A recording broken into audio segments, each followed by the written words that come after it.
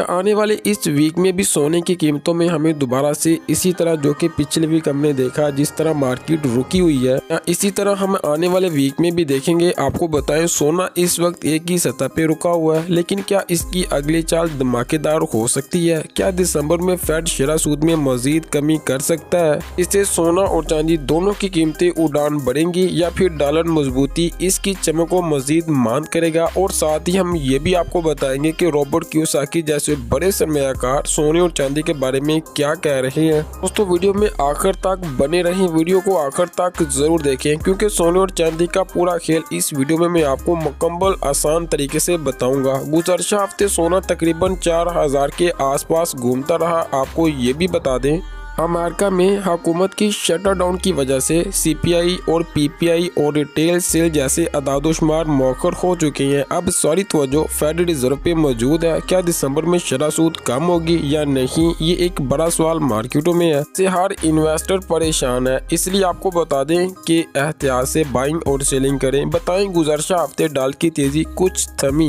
जिससे सोने को मामूली सा सहारा मिला। को ये भी याद करवा दें कि अक्टूबर में IMS और मैन्युफैक्चरिंग PMI ये तकरीबन 48.7 पे आ गया था। जब रोजगार के अदादोशुमार कुछ बेहतर होते हैं, कुछ बेहतरी रिपोर्ट आई तो आपको बताएं कि डॉलर की स्पीड कुछ थमी और गोल्ड को हमने देखा कि इसे कुछ सहारा मिला और गोल्ड सीधा 4000 अमेरिकी डॉलर की सतह पे वापस आया। तो जरा हम थोड़ा सा रुख करते हैं पाकिस्तानी मार्केट की। अगर दोस्तों देखें पाकिस्तान में सोना और चांदी दोनों की कीमतों को, गुज़श्ता हफ्ते पाकिस्तान में भी सोना और चांदी दोनों की कीमतों में हमने गिरावट भी देखी और कुछ बेहतरी भी देखी। रिपोर्ट के मुताबिक 24 कैरेट सोना 4,22,000 फी तोला पे पहुँच चुका है, जो अपनी हालिया बुलंद तरीन सतह जो कि तकरीबन 5 लाख के करीब थी, वो उससे काफी ज्यादा सोना नीचे आ चुका है। वहीं चांदी 6200 फी तोला पे रही, यानी 2 हफ्तों में चांदी तकरीबन काफी हद तक नीचे गिर चुकी है। यानी गोल्ड और सोना और चांदी ये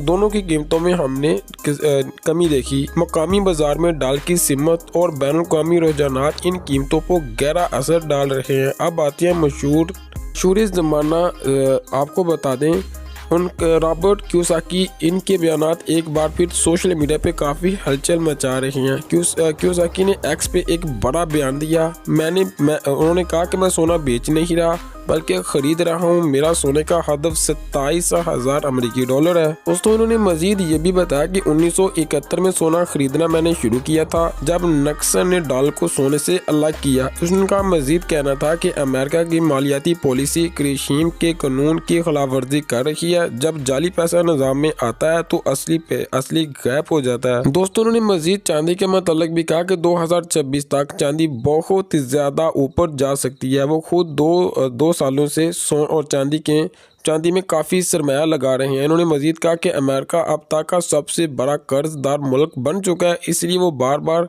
खबरदार कर रहा है। यानी जो सिर्फ पैसा जमा कर रहे हैं वो असली दौलत की दौड़ से पीछे रह चुके हैं। इन्होंने मजीद ये भी कहा कि मैं सोना, चांदी, बिटकॉइन और एथेरियम खरीदता हूँ, चाहे इनकी कीमतें मजीद नीचे ही क्यों आ जाए।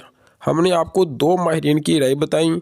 आपको बताएं कि इनकी राय के मुताबिक आप अपनी राय क्या रखते हैं कि क्या वाकई में गोल्ड इतना ऊपर या चांदी इतना ऊपर जा सकती है? क्योंकि आपको बता दें कि अमेरिका में यानी कि हुकूमत का शटर डाउन अपना डाटा जारी होने में ताखीर कर रहा है, लिहाजा अगली सीमत का फैसला फेड के अगले बयान पे होगा। अगर फेड माना कि बेरोजगार और महंगाई काबू में आ तो दिसंबर में 25 पॉइंट की शरह में कमी के इम्कानात बढ़ जाएंगे और सोना फिर से तेज़ हो सकता है। लेकिन अगर फेड सख्त मौक़िफ़ इख्तियार करता है तो डॉलर मजबूत होता है तो सोना फिर से रुकेगा बल्कि मज़ीद नीचे भी गिरेगा।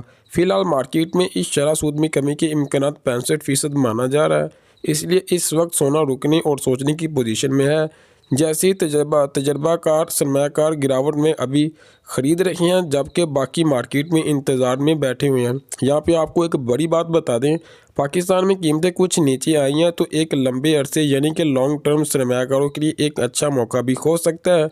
लेकिन याद रखें, हजूम से पीछे नहीं, समझ के पीछे चलें और किसी भी असासे में सरमाया लगाने से पहले माली मशीर से ज़रूर मशवरा करें। दुआ में याद रखिए। अल्लाह हाफिज़।